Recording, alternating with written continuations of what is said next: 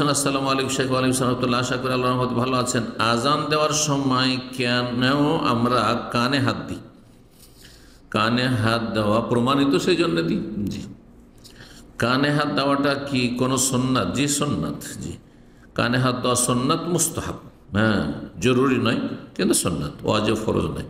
কানে হাত না দিলে কি কোনো অসুবিধা আছে? অসুবিধা একটি সুন্নত ছুটলো, হ্যাঁ, কিন্তু আপনি নাজায়েজ কোনো কাজ করলেন না, মুস্তাহাব কাজ, ভালো কাজ একটি ছুটলো।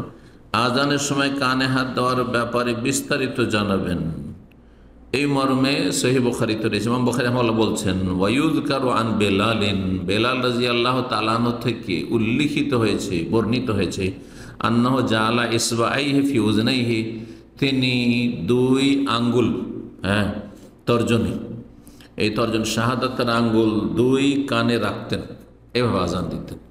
আব্দুল্লাহ বিন ওমর দিতেন না, তারপরে উল্লেখ করা হয়েছে। সুতরাং সাহাবায়ে কেরামদের মধ্যে কেউ কেউ দিতেনও না। কেউ যদি না দেয় কানে তো জায়েজ, কিন্তু উত্তম হচ্ছে কানে আঙ্গুল দিয়ে আজান দেওয়া। এতে হবে কি যে আওয়াজ জোরে করতে পারবে।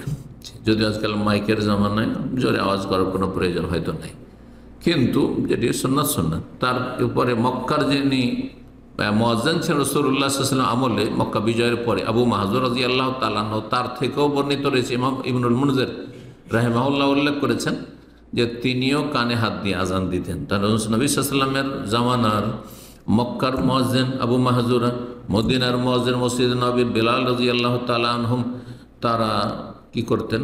আজান দিতেন, তখন কানে আঙ্গুল দিতেন। সুতরাং সেটি হচ্ছে সুন্নাহ।